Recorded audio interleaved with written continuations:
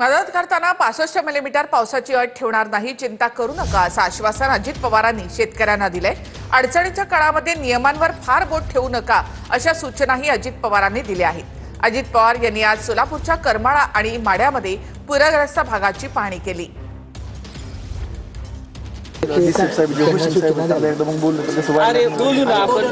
एक मिनिट, कालच्या कॅबिनेटमध्ये आताच्या अडचणीच्या काळामध्ये कुणी फार नियमावर बोट ठेवण्याचं कारण नाही।